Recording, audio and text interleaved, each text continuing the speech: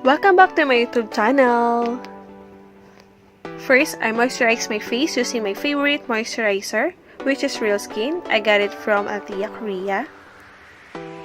And then, I will take some Cathy Speed White CC Cream with SPF 15 shade number 2 green. Now let's blend it on our skin. I love this because this cream blends easily and helps to even out skin tone. This will be perfect as our makeup base.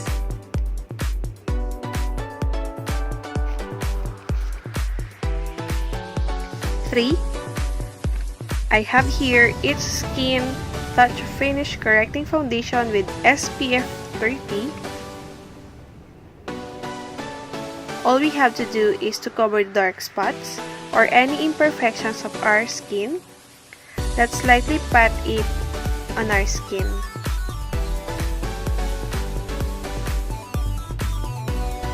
Fourth, now I will be using the Cathy Speed White CC Powder with SPF 40 in shade of Natural Shade. I will use brush to apply the powder on my skin. This is my favorite as it lessens the oil on my face. You know guys, I noticed that Korean makeup should have a perfect natural look makeup base. So right now I'm trying my very best to achieve the Korean skin look.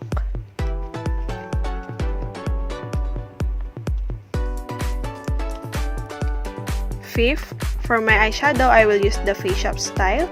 My eyebrow in shade Lovely Me. This is really perfect for a natural looking eyebrows. And then let's move on to the eye makeup.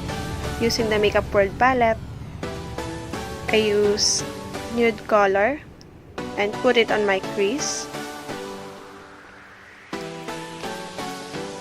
And then I get the darker color and place it on my outer V.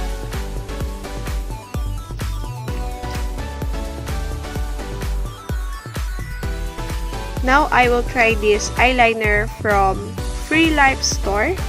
It says that it's waterproof, and what I like about it, it's pen type with felt applicator, which makes me control it well. The eyeliner should look natural, so we will not put any wing on it.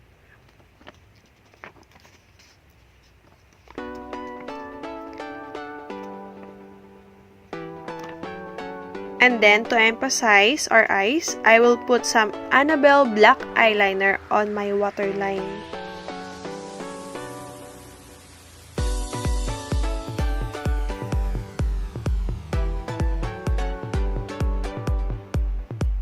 Be careful on using this and putting it on your waterline. And then another product from Free Life store is this eyeshadow stick. I will just mix it with my black eyeliner. And then just to deepen the eye makeup, I will use darker color on my outer V.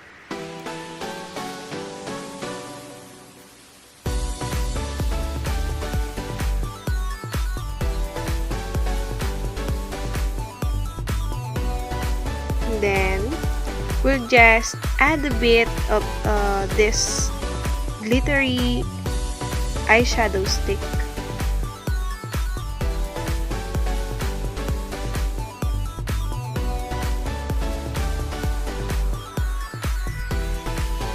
And then now we're going to have our contour and highlights using the BYS contour palette.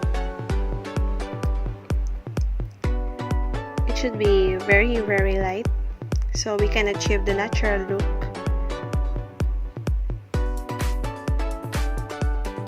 And for our highlighter, I will use Revlon and put it above my cheekbone. And for our lipstick, I'm going to use Wet n Wild lipstick. If you can see, the shade is something red orangey.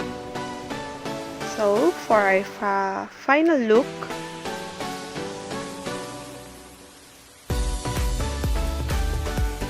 this is our final look for a Korean makeup look inspired by Suzy Bae.